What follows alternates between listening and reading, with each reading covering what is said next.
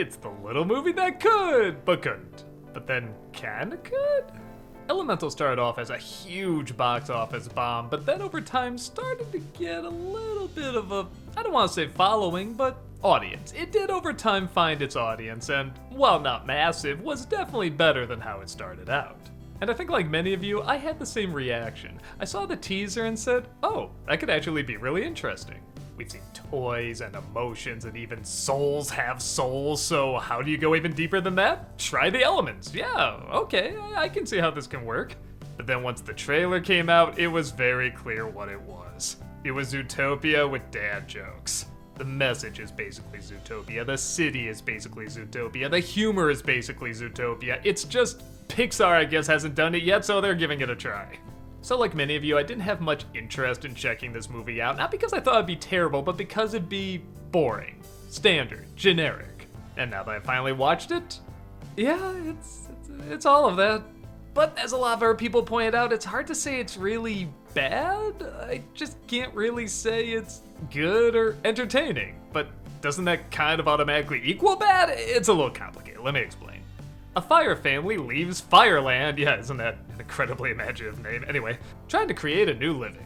They give birth to a child named Ember, and as you'd imagine, there's a lot of tricky scenarios in which fire people don't always mix with water people, or wind people, or earth people. But over time, they eventually fit in, and Ember is even being built up to be the future owner of her father's store.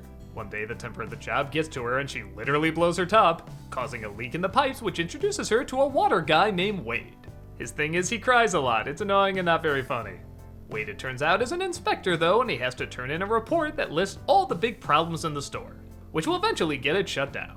Ember tries to find a way to save the shop, and Wade, feeling really bad for her, tries to help her out, even though he's kind of the reason this is all happening to begin with. As you'd imagine, a romance forms between them, and yeah, you can pretty much imagine everything else too. Exactly what you think is gonna happen to this movie pretty much happens.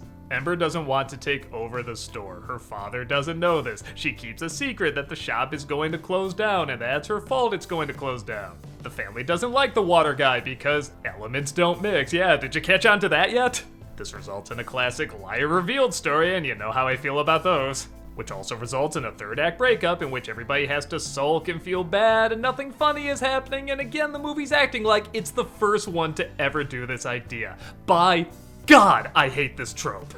But like I've said before, I can usually overlook this stuff if the characters or the comedy have a lot of wit and charm to them, and okay, once in a while there is a joke that works okay. I like at this big sports game, they actually do a literal wave. I like some of the names. I mean, actually Lava Java I think would be an amazing name for a coffee place. I guess I can't say they're annoying per se. Well, okay, like I said, once in a while Wade gets a little annoying, but I've seen far worse. They just don't leave that big an impact. But here's the thing, this film did find its audience over time, and most of the people that saw it kind of said the same thing. It was fine, it's an okay film to take your kids to, get an okay message at, and I guess that's somewhat where I fall. There's still one or two things though that lean me towards the I don't think it's objectively good category. One is, I don't think there's any chemistry in the romance. I do not believe these two are in love. And once more, I've seen much worse romances in other films, but I just feel nothing when these two are together. Despite the mother saying she can literally smell love. Sounds a little creepy when you think about it, but whatever, I'm not a fire person, I don't know what their special powers are. But I think the biggest problem, for me anyway, is that I'm constantly thinking what this film could be. Because you do see the constant effort, and yes, at times real creativity that goes into the making of this, but there's nothing really innovative about it.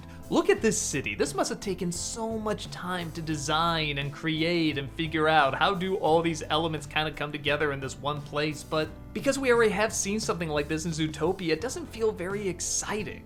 Why can't the water people live underwater? Why can't the fire people live in a volcano? Why can't the air people live in the clouds? The compromise they come to with this city is very boring, even though it looks like a lot of effort did go into designing it. Everything's almost on the right track, like the fire people live outside a volcano, but why is that interesting? Why is that fun? Put them inside the damn thing. I want to see how that would work. I don't know how that would work, but that's why these people are paying lots of money to think of stuff that I can't think of. I see what they're trying to do with Wade, kind of make him the lovable, sensitive guy, but whether it's in the writing or the performance or a little bit of both, this character never seemed to find his voice. They say he's really good at connecting with people, but honestly, aside from one scene at that sports game, I never really saw it again. The most interesting stuff in the movie is probably with the fire people, and I don't even mean that in a sense of like the characters are that great. Again, I guess they're not bad, they're just characters we've seen before. But the way they have to move around this city and be careful of what they touch and what they don't touch and what can hurt them, what can even kill them is honestly pretty creative. I was honestly connecting it to living with a disability, like there's certain things you can't do that other people can do, but there's a flip of that too, like there's certain things you can do that other people can't do. I also thought maybe they were gonna do something with anxiety, like she literally blows her top whenever stress gets too much for her, but they don't really do too much with that.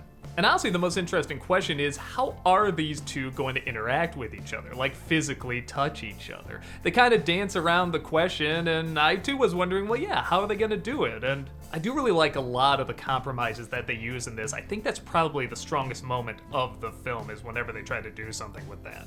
There's one moment where her mother says Wade has to set something on fire, and he doesn't know how to do it, and without going into spoilers, the way he works with it is very, very clever. And when they do eventually touch, I like it's not 100% explained, it's kept a little vague. There's kind of different ways you could interpret it in my opinion. Like maybe they're touching very carefully, or maybe they're just suddenly creating a new element when they touch. I don't know, I like they kind of left that a little vague. But as I mentioned before, it did find an audience over time, and I can't act like I'm surprised when somebody sees it and says, yeah, that was okay. For me, there's just one too many things in it that just suck out the interest and give me kind of a boring flick. And as I've mentioned before, we do kind of raise the bar a little bit when it comes to Pixar. Their films are so well made and so timeless, we really do expect that quality. And if this was just trying to be a small little story, you know, very laid back and not about anything that major, maybe I'd excuse it, but you can tell it's trying to do what a lot of stories with very direct symbolism nowadays, and I'll admit a lot of them from Disney, are trying to do. Some of those stories can work, others, like this one, are pretty dull. But like I said, I can't think of anything incredibly annoying about it or god-awful. Actually, I kind of like the fact there's no villain in this story. I think this would have been a very easy story to insert one in. If Zootopia is the in the heat of the night of Disney films, then I guess this is the guess who's coming to dinner of Disney films. I didn't hate it, I wasn't frustrated, I just felt bad thinking about what it could have been. But again, I shouldn't always judge something on what it could have been, I should judge it on what it is, and for what it is, it's very meh for me. Both Disney and Pixar have definitely made far worse in the past, and even recently, but it's nowhere near the level of Disney or Pixar's best either. If you're looking for a movie to play for your kids that has an okay lesson and a couple good visuals in it, it's fine. But if you're looking for something as exciting, funny, and imaginative as Pixar's best, then the spark just isn't there.